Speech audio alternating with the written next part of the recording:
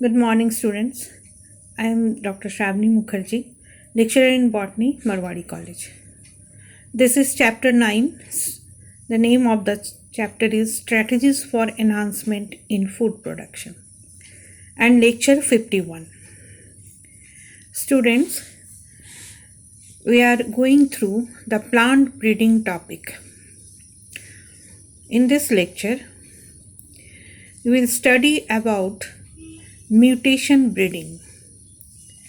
In my previous lecture, you have already studied about another methods of plant breeding, which includes introduction, selection, hybridization,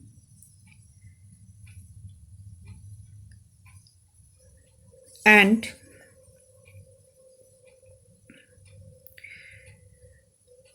another topic, that is polyploidy. And this one is the last method, that is mutation breeding. So, before mutation breeding, we have to know that what is mutation. Mutation is a sudden and inheritable changes in character of an organism. तो student, आज हम लोग फिर strategies for enhancement in food production को पढ़ रहे हैं, उसी चैप्टर में है। और इसके पहले हम लोगों ने 4 मेथड पढ़ा था, जिसमें आप लोग प्लांट ब्रीडिंग के बारे में ही जो 4 मेथड्स थे वो आप लोग पढ़ चुके हैं। ये 5वां और लास्ट मेथड है, जिसको हम लोग म्यूटेशन ब्रीडिंग कहते हैं। यानी म्यूटेशन का क्या एप्लीकेशन होता है प्लांट ब्रीडिंग में, ठीक है। तो उसके पहले हम लोग जानते हैं कि क्या म्यूटेशन होता है। म्यूटेशन एक सडन और हेरिटेबल, मतलब एक पीढ़ी से दूसरे पीढ़ी तक जाने वाला चेंज है, जो किसी भी एक ऑर्गेनिज्म के कैरेक्टर को चेंज करता है। Mutation can be due to change in any of the following. Mutation क्यों होता है? Number 1, base sequence of the concern gene. Number 2, chromosome structure and chromosome number. तो म्यूटेशन जब भी होगा तो 2 तरह से हो सकता है। एक हो सकता है कि जो डीएनए है, डीएनए जो जीन में है, उस डीएनए का बेस सीक्वेंस को ही चेंज कर देना है। दूसरा हो सकता है कि क्रोमोसोम स्ट्रक्चर और क्रोमोसोम नंबर को चेंज करना है। Now mutation occur in nature is called spontaneous mutation. They are both germinal and somatic. Useful somatic mutations used in crop improvement only in vegetatively propagated plants। तो mutation जब अपने आप में होता है नेचर में, तो उसको हम लोग कहते हैं स्पॉन्टेनियस म्यूटेशन। क्या कहते हैं? स्पॉन्टेनियस, मतलब अपने आप होने वाला। ये जर्मिनल भी हो सकता है, यानी जो आपका सेक्सुअली रिप्रोडक्टिव प्लांट है उसमें हो सकता है, और सोमैटिक भी हो सकता है, यानी जो एसेक्सुअल रिप्रोडक्शन करते हैं ऐसे प्लांट्स में। तो हम लोग सोमैटिक म्यूटेशन को क्रॉप इम्प्रूवमेंट में काम में लाते हैं। तो ऐसे प्लांट में लाएंगे जिसमें वेजिटेटिव प्रोपैगेशन होता है, ठीक है। जैसे आपका सीडलेस ग्रेप्स है, नेवल ऑरेंज है, एट्सेट्रा। वेजिटेटिव प्रोपैगेशन भी यूजफुल होता है। कब? जब जर्मिनल वेरिएशन में हम लोग प्लांट को इम्प्रूव करते हैं, तो उसमें वेजिटेटिव प्रोपैगेशन का भी एक अच्छा फंक्शन होता है, ठीक है। Vegetative propagation is useful in maintaining germinal variation through sexual reproduction. Example है mango, apple, sugarcane and potato. Hence, spontaneous mutation are the source of all genetic variation.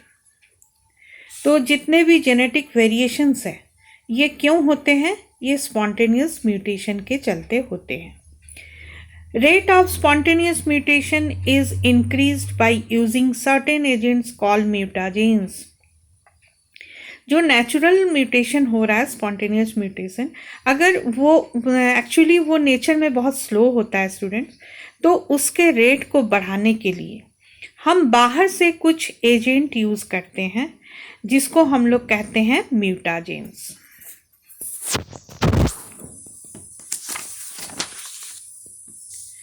तो अब म्यूटाजेंस के बारे में जब हम पढ़ रहे हैं तो ये दो तरह का होता है. एक होता है केमिकल म्यूटाजेंस, दूसरा होता है फिजिकल म्यूटाजेंस. केमिकल म्यूटाजेंस में इथाइल मीथेन सल्फोनेट आता है और दूसरा है सोडियम एजाइड, एक को EMS कहा जाता है. अच्छा, फिजिकल म्यूटाजेंस क्या क्या हो सकता है? X rays, gamma rays, UV rays etcetera. These mutagens induce changes in DNA and chromosomes which produce mutation. ये म्यूटाजेंस का काम क्या होता है? ये DNA और क्रोमोसोम में चेंज कर लाते हैं, ठीक है, जिसके चलते म्यूटेशन होता है. तो पहली बार first produced by Muller in Drosophila using X rays. Muller 1927 में पहली बार ड्रोसोफिला में म्यूटेशन को किए थे और क्या यूज़ किए थे? एक्स-रेज को, ठीक है. यानी उन्होंने एक केमिकल म्यूटाजेन को यूज़ किया था. और स्टैडलर नाम के दूसरे साइंटिस्ट थे, उन्होंने भी एक्स-रेज को यूज़ किया, जिससे किस प्लांट में यूज़ किया? मेज़ में. तो ये दोनों चीज़ याद रखेंगे आप. पहला था कि मूलर ने ड्रोसोफिला में यूजिंग एक्स-रेज को किया और स्टैडलर यूजिंग एक्स-रेज इन मेज, ठीक है. एक जूलॉजी से है, एक बॉटनी से है. ये चीज़ याद रखेंगे. Muller for Drosophila, Stadler for maize. Use of induced mutations in plant breeding to develop improved varieties is called mutation breeding. ठीक है. आपका जो मेन टॉपिक है व्हाट इज म्यूटेशन ब्रीडिंग, उसका आंसर क्या है? Use of induced mutations in plant breeding to develop improved varieties is called mutation breeding. यानी ये जो मूलर और स्टैडलर ने काम किए थे, ये इंड्यूस्ड म्यूटेशन पर किए थे. Some examples of crop improvement by mutation breeding. अब आप देखेंगे कि क्रॉप इम्प्रूवमेंट में म्यूटेशन ब्रीडिंग से जो क्रॉप इम्प्रूव हुआ है उसका क्या क्या नाम है? Artificially induced mutation resulted increase in yield, reduction in the height, insensitivity to day length and resistance mildew disease in many varieties. तो बोल रहा है कि आर्टिफिशियल इंड्यूस्ड म्यूटेशन अगर हम लोग करवाते हैं किसी क्रॉप में तो उसमें क्या क्या फ़ायदा हो रहा है? एक है कि यील्ड इंक्रीज होता है, दूसरा है कि हाइट शॉर्ट हो जाता है, और जैसे डे लेंथ है, डे शॉर्ट, डे लॉन्ग, इसका भी प्रभाव उस पर नहीं पड़ता है. इनसेंसिटिविटी मतलब कोई भी प्रभाव नहीं है, चाहे आप उस क्रॉप को जाड़े में लगाएं, चाहे आप उसको गर्मी में लगाएं, ठीक है. और दूसरा है कि जो मिल्ड्यू डिजीज है उससे भी वो क्रॉप को बचाता है. ये किसके लिए, किस क्रॉप के लिए है? बार्ली के लिए है, ठीक है. Number 2, X ray treatment of rice has produced a gene for semi dwarfism. X ray treatment से राइस को क्या किया गया है? छोटा कर दिया गया है, राइस के प्लांट्स को, ठीक है. नाउ थर्ड,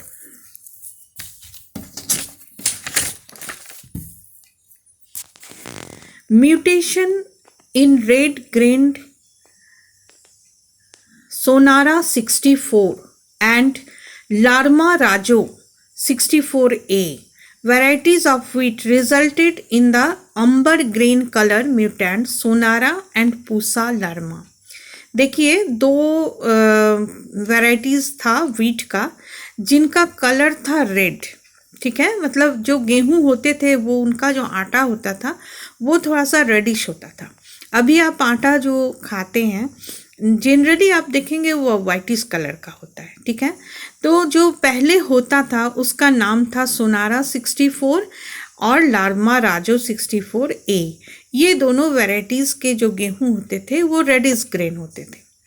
उसके बाद जब इनको इम्प्रूव किया गया तो वो लाइट कलर के हो गए, अंबर ग्रेन कहा जाने लगा और उनका नाम हो गया क्या, सोनारा एंड पूसा लार्मा, ठीक है, याद रहेगा student, Sonora and Pusa Lerma. Now number 4, in moong bean resistance to yellow mosaic virus and powdery mildew were introduced by mutation. Mutation breeding का दूसरा एग्जाम्पल है मूंग बीन। ये एक तरह का दलहन फसल है स्टूडेंट्स, पल्स है। इसमें क्या होता है कि ये दो डिजीज़ से पहले बहुत ज़्यादा इन्फेक्ट होता था, तो इसका रेजिस्टेंस ग्रो किया गया। पहला डिजीज़ था येलो मोजाइक और दूसरा था पाउडरी मिल्ड्यू। इससे क्या होता था, इल्ड कम हो जाते था, तो अब इसमें इल्ड ज़्यादा होता है, ये due to mutation breeding. Number 5, resistance to yellow mosaic virus in bhindi was transferred from a wild species of bhindi and developed a new variety of bhindi named Prabhani क्रांति। ये आप याद रखेंगे, नाम क्या हो गया, प्रभानी क्रांति। किसका, भिंडी के एक किस्म का। ये पहले मोज़ैक डिजीज से ये इल्ड कम होता था, उसके बाद ये जो है ये एक वाइल्ड स्पीसीज को डेवलप करवाया गया, एक न्यू वैरायटी में कन्वर्ट किया गया, तो उसका नाम हो गया परवानी क्रांति, ठीक है। Number 6, shortening of yield duration in crop plants is another development in plant breeding. Shortening of yield का मतलब होता है कि यील्ड को कम नहीं करना, रैदर एक कम समय में उसी यील्ड को पाना, ठीक है।